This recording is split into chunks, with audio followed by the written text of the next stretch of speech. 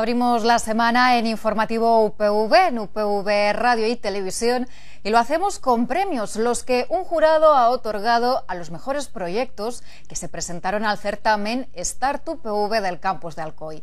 De todos ellos destaca la originalidad de la idea emprendedora a desarrollar.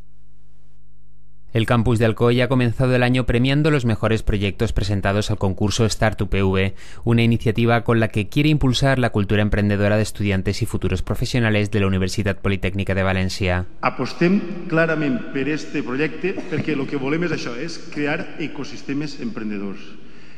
I això és el que hem fet a nivell de campus de Vera en València, campus de Gandia i campus d'Alcoy.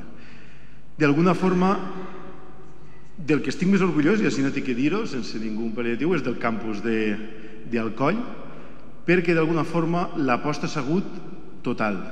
No n'hi ha hagut ningú però. Tot s'ha fet en el que han dit anem a fer això i ens han posat manos a l'obra.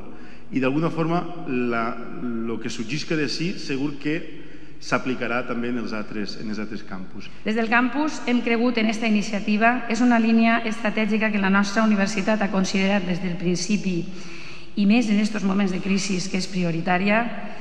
Nosaltres el que volem des de la direcció del campus és donar un impuls a aquest espai emprendedor Start UPV per a que es multipliquen els casos d'èxit dins de l'any 2014.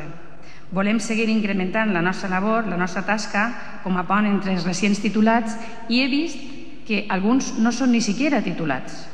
És gent que encara està fent segon i tercer de grau, el qual vol dir que l'espírit emprenedor està arribant ja als alumnes des del principi, que era un dels nostres objectius. Starline y Tu Ciudad Responde han obtenido mención de honor en la primera edición del concurso Start UPV del campus de Alcoy. Clock on Cloud se ha hecho con el tercer premio y A Luz con el segundo. Por su parte, John Sánchez y Gustavo Télez se alzaron con el premio gracias a Sarepim, una plataforma destinada a mejorar y dinamizar la economía local. Es un apoyo grandísimo, pues, de todo lo que nos han ofrecido el Instituto Ideas, Emily, el Ayuntamiento y lo que está aquí en la Ágora.